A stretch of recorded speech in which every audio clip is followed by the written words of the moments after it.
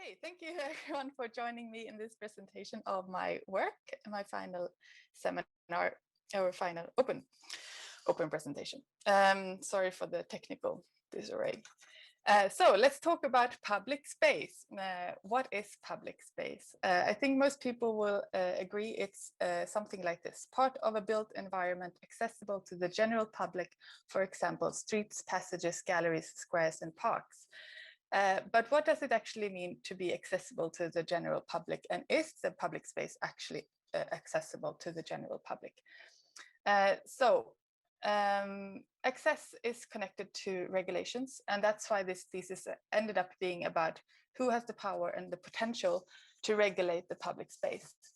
To understand the potential, to understand this, we need to take a look at neoliberal concepts. I've been focusing mostly on these three. I'm talking about a definition of neoliberalism that aims to deregulate the public space in the name of development, but where the real incentives are profit, and profit. But also I wanted to discuss what this neoliberalization does to people, to us, the citizens, the bodies that occupy the public space. So the public space is found here in between the developers and the public, and that might sound rather abstract as a concept, but the neoliberal can also be represented in the built. On the one hand, it's in this form, in the built form, that we meet and get in contact with it. And the people could be represented by human behavior on the other hand, because human behavior too affects the relation to the public space. Some will argue it's a result of the neoliberalization of space, but also as an ongoing position in power. It's all intertwined, and this has been my biggest challenge. I've wanted to question the status quo, and in this case, that's public space, if public space actually is a public space. And the aim for this thesis is to raise a concern over what type of development that is happening and who gets to dictate that development, who is occupying the public space and with what. How public is public space? This is the title of my thesis, as well as my main research question. And it's followed by: how do we relate to and care for our public space today? Is it a place for democracy, as well as can architects be a guardian of democracy, democratic processes in the public space? To be able to do this and answer this question, they're complex and they go beyond architecture. So that's why it's also a cross-disciplinary study of the democratic city. And aims as such to discuss the gap done on research on the city by social scientists like sociology, feminist theory, political science, etc. Actual planning leading to design proposal, often done by us architects as designers or planners, and politics. Another way to answer these questions has been to apply a cross-disciplinary research through design method, where theories are tested, challenged, and reflected upon doing collages. And I will get to those in the end of this presentation. But to get back to my concern, so what is happening to the public space today? What am I saying is at risk? Well, we have restrictions on the public space all around us all the time, but most of us probably don't think about them. It's in the planning of a square where the only way to access is to dwell or to be on it is to buy a cup of coffee, captured in this quote by Sharon Sorkin called "Domestication through Cappuccino." That means you have to have the capital to spend money on a coffee to be welcomed into the public space.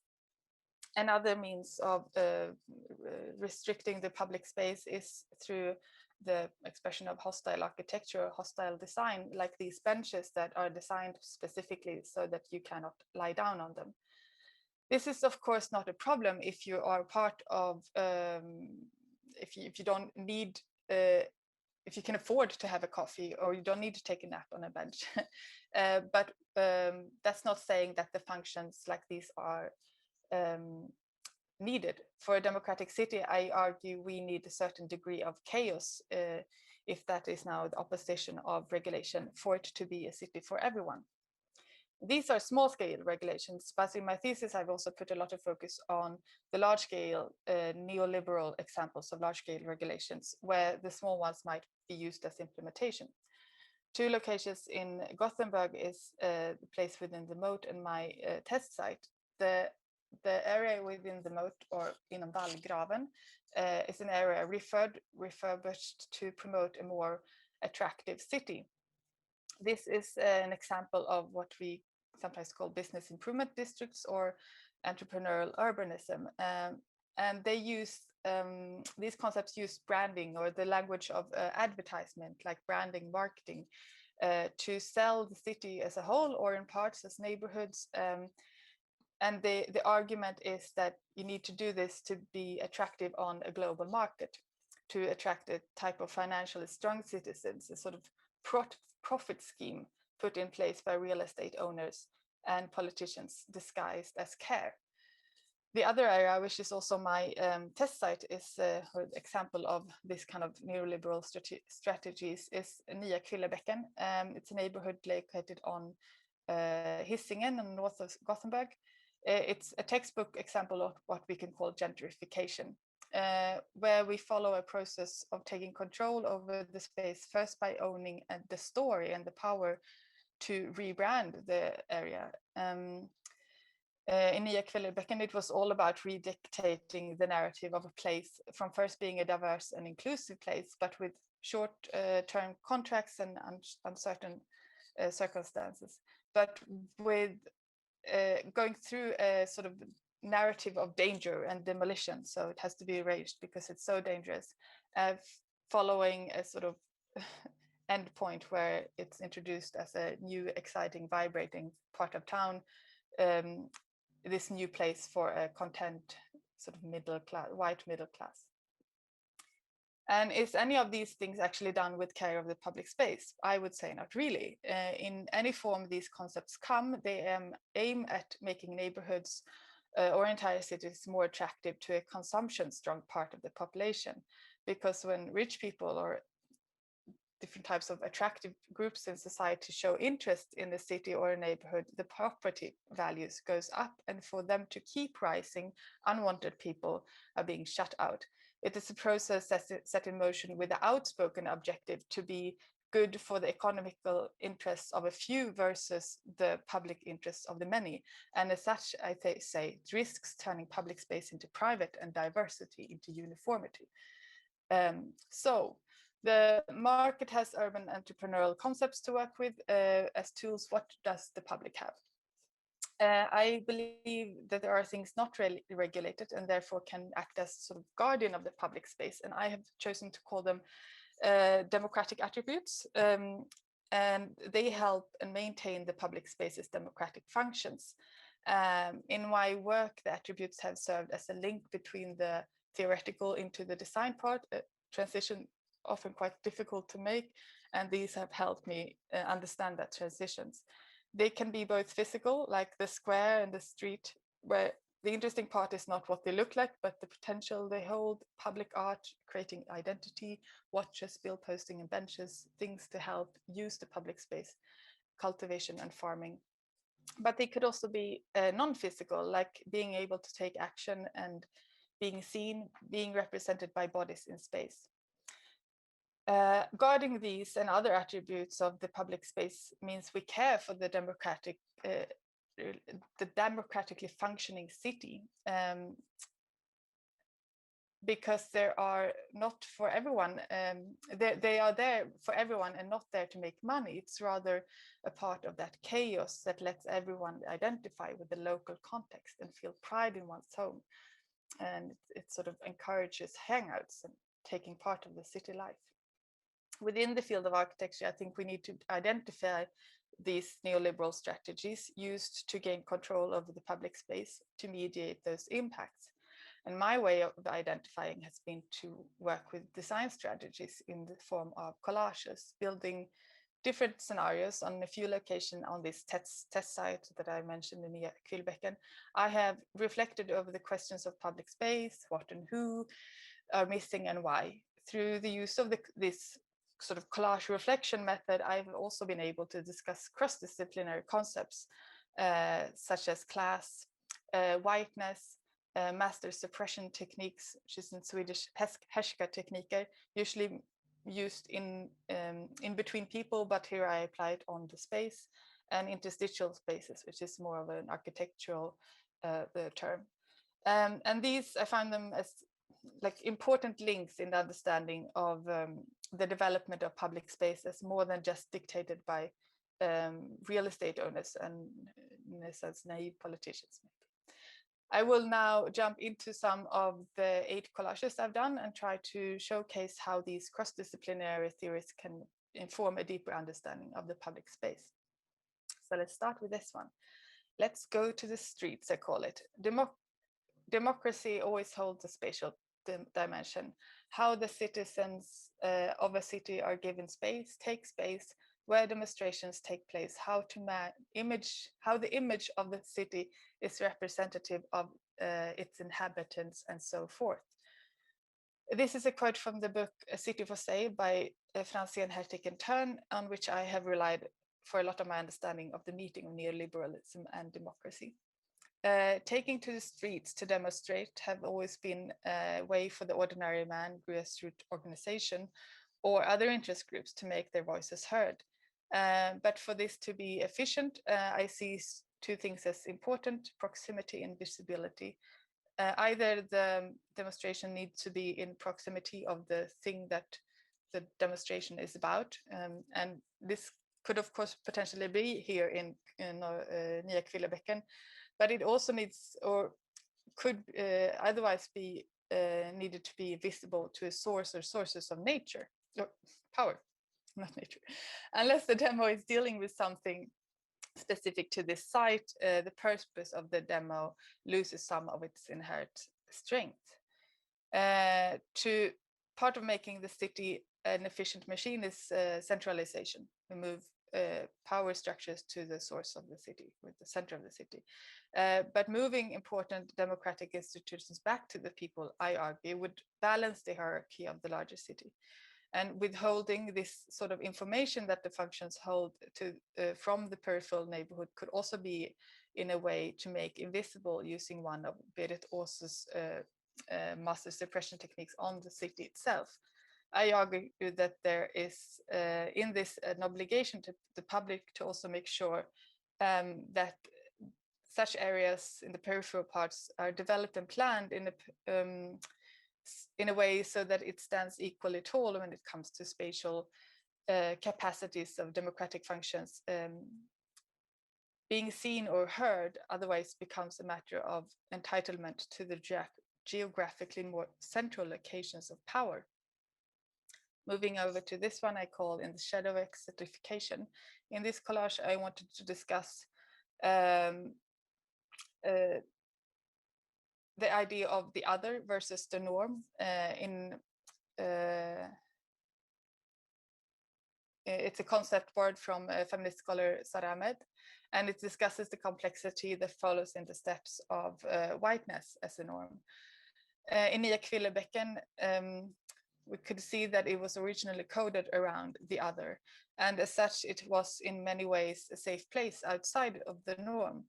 But when the area became interesting through an exploitation perspective, this shifted. When the white bodies entering the area, they took their perspective and orientation with them and found something that they could not categorize, something dangerous that needed to be rearranged. But to take control of the room, it first had to be demolished, erased, and reorientated, re-narrated, really, in a way where the other now would be noticed, identified, and possibly also questioned upon entry. Ironically, the area used the exotic touch of the past to brand and sell the conceptual idea of Nya Kvillebäcken before it was even constructed. But out of those 52 businesses only that were occupied in the space before, only one, and it was the deli, made it into the new area, and with it literally exotic flavors to be enjoyed by this new white middle class inhabiting the neighborhood. A white middle class that in socialist Zygmunt Bauman's term no longer feels a need to fight for a common cause and common good. It has become content And when it's willing to turn a blind eye and sacrifice diversity for a pleasant shopping experience, or in this case, maybe a tasty exotic meal. Last, I want to talk about cultivation and art. And I want to talk about it in the interstitial space. And though this site is not normally what we call interstitial, it's usually those areas in between planning, the spaces, the in-between spaces, the ones we don't really know what to do with. But doing these collages made me reflect over this concept in relation to cultivation and arts, because both cultivation and art hold the potential of starting discussions, of changeability and education, letting cultivation and or art take over the in-between spaces manifests their ever-changing nature and the negotiations of the common, the public space, that makes it interesting from a democratic perspective. A plant will grow, it will be harvested, it will move, it eventually probably will die. A graffiti painting will appear, it might be altered or replaced. A dance show could occupy a space for a moment to be gone the next. The actions and participation of people, conflicts or frictions, engagements and empowerment constantly rearranges this space. And the interstitial space has also a nature of in-betweenness, not only in the city, but also in the actual planning of the city, because of this idea of that it falls in between two areas being planned. And it gives it a more flexibility than other parts of the public, that and potentially also maybe guards it from these market forces, at least for a while. And as such, it gains meaning through use instead. So talking about how can we safeguard these areas from market forces, what can architects do? And I think the collages that I've done and the sections could also in a way potentially answer this question. We can rearrange the public space to regain visibility in planning, as in this one. Question for whom the improvements are done and why it's done, maybe to begin with. What's the incentives for these rearrangements? We can plan it in regard to spatial balance between functions. And we can also make sure it's possible to actually use the public space for actions like a demo in this case. And we can reclaim the public space with art and cultivation, or explore the interstitial. In apprehending or understanding these mechanisms of neoliberal urban development strategies, lies the axiom that as long as we allow, developers will always try to maximize their return. In Sweden, real estate developers hold a considerable power, not only because of their financial capital, but because the housing shortage makes it easy to manipulate the politics in a favorable direction. To turn the trend, or at least regain some control, I see a need to reevaluate the status of the public space. The public space as a democratic room needs to be allowed to exist in its own right, without the interference of commercial interests. This could potentially be done in a number of ways. I see possibilities in education, all sectors of society that builds the city, from politicians to planners and architects, but maybe actually also developers, in that these entrepreneurial strategies are actually not natural phenomena. Even if they are very often promoted as such, they're not inevitable. There are other ways to develop the city. I could, of course, go on for another hour, but to sum up, this thesis have been all over the research and science map in finding ways to understand these questions posed in the beginning. And these are questions of neoliberal processes dictating public space.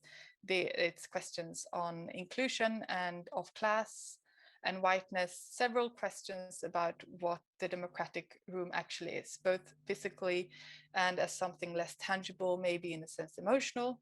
And my conclusion is that researching these questions does not necessarily generate answers, but it does give understanding. Paradoxically, and maybe unfortunately, the more understanding we gain through critical and cross-disciplinary studies, the harder it becomes to design. Thank you.